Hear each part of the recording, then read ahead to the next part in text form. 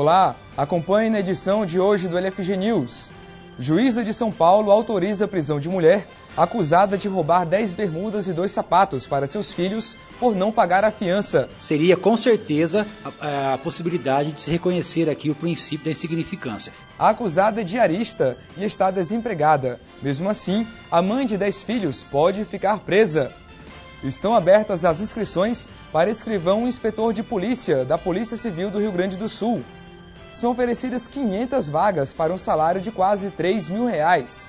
E não perca no último bloco do LFG News os comentários de direito penal do professor Luiz Flávio Gomes. Uma diarista que está desempregada foi presa em flagrante por tentar furtar 10 bermudas e 2 sapatos para que fossem utilizadas por seus filhos. Na delegacia, um advogado que estava por lá intercedeu por ela e a mesma foi solta. Porém, uma juíza entendeu que a diarista tem que pagar uma fiança de R$300. Como está desempregada, ela não tem condições de quitar esse débito. A diarista sustenta seus 10 filhos com R$330, oriundos de um programa social do governo. E sobre essa decisão polêmica, vamos conversar com o professor Paulo Sumariva, de Direito Penal da rede LFG. Professor Paulo, obrigado pela entrevista. E no caso, o princípio da insignificância seria cabível? Veja bem, no caso aqui, a desempregada foi presa em flagrante porque ela, a diarista, ela acabou subtraindo questões irrisórias. Não tenha dúvida que aqui não há tipicidade material no caso. Foi feito o flagrante. Bem, não vamos questionar aqui a atitude da autoridade policial, mas seria com certeza a possibilidade de se reconhecer aqui o princípio da insignificância. Entretanto, não foi reconhecido, ela foi presa em flagrante e o Poder Judiciário, o juiz, a juíza do caso, fixou uma fiança para que ela possa ser colocada em liberdade. A defensoria entrou no caso e conseguiu aí a sua liberdade. Hoje ela está em liberdade e o processo não foi arquivado, mas com certeza, nesse caso, nós teremos a possibilidade, o reconhecimento do princípio da insignificância, a exclusão da tipicidade material do caso. E como professor de Direito Penal, o senhor achou correta a aplicação da pena? Veja bem, é um caso concreto que a gente tem que analisar dentro de vários aspectos. No aspecto doutrinário, a aplicação da insignificância vai estar correto. Tá? Se você reconhecer aqui a aplicação da insignificância, esse processo tem que ser arquivado, esse inquérito tem que ser arquivado, porque não há crime. Crime tem que ter tipicidade material e formal. Aqui não há tipicidade material. E como o senhor vislumbra, qual o seu ponto de vista sobre a aplicação do princípio da insignificância nas diversas cortes brasileiras? Hoje, o Supremo Tribunal Federal e o STJ vêm aplicando de maneira excelente, de maneira inquestionável o princípio da insignificância, reconhecendo, sim, a sua aplicação em inúmeros julgados. Se você pegar do ano passado para cá, quem entra no site, quem faz pesquisa do STJ, do STF, muitas decisões reconhecem a aplicação da insignificância. Nos casos de crime contra o patrimônio, sem violência, mas até mesmo existem casos, já existem teses que defendem a aplicação da insignificância não só nesses crimes contra o patrimônio sem violência, mas também em todos os crimes. Professor, e quanto ao crime famélico, como que é a relação dele com o princípio da insignificância? Sim, a questão do crime famélico está relacionada ao estado de necessidade. Aí não haveria ilicitude, não haveria antijuridicidade. Mas na questão aqui, antes de eu analisar as causas justificadoras, eu tenho que ter um fato típico.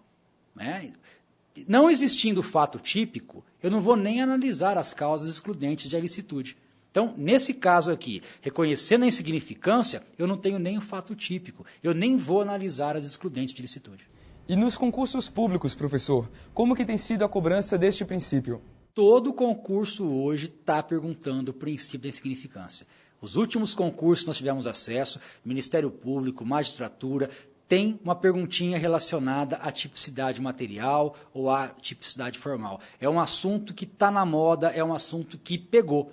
E todo concurso hoje tem uma questãozinha envolvendo o princípio da insignificância, envolvendo tipicidade formal, tipicidade material. Professor Paulo, e a autoridade policial, no momento em que ela está efetuando a prisão em flagrante, ela pode deixar de fazê-la em virtude do princípio da insignificância ou é algo que deve ser apreciado apenas pelo juiz? Questionável isso. Ainda não está decidido se o delegado pode reconhecer a insignificância ou se esse reconhecimento tem que ser judicial. O que está prevalecendo pela doutrina, o professor Rogério Greco ainda fala bastante sobre isso, o que prevalece pela doutrina hoje é que o delegado, ele deveria não prender em flagrante, tá? A lei, no caso, aí a doutrina, ela reconhece ao delegado o poder de não prender em flagrante, mas ele tem que registrar esse fato. Ele registra o fato e aí leva ao conhecimento da autoridade judiciária. Prevalece ainda que quem aplica a insignificância é a autoridade judiciária. Então, o delegado, no caso, ele não poderia deixar de fazer a ocorrência. Ele registra o fato, tá? E encaminha depois esse fato ao judiciário. Na prática, como que está acontecendo? É feito o boletim de ocorrência. E, anualmente, os juízes, eles visitam as delegacias de polícia em correições ordinárias.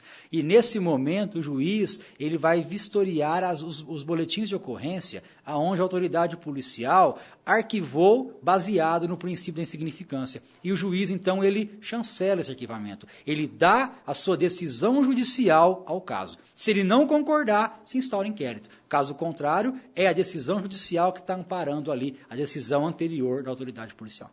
Professor Paulo, muito obrigado pelos seus esclarecimentos. E até o dia 31 de agosto, os interessados podem fazer inscrição no concurso da Polícia Civil do Estado do Rio Grande do Sul, que visa o preenchimento das vagas de escrivão e inspetor de polícia. A taxa de inscrição custa R$ 115,04 para concorrer a 500 vagas. Este concurso tem as fases de prova objetiva e aptidão física. O salário do cargo é de R$ 2.055,16. E para mais informações, basta acessar o site policiacivil.rs.gov.acadepol.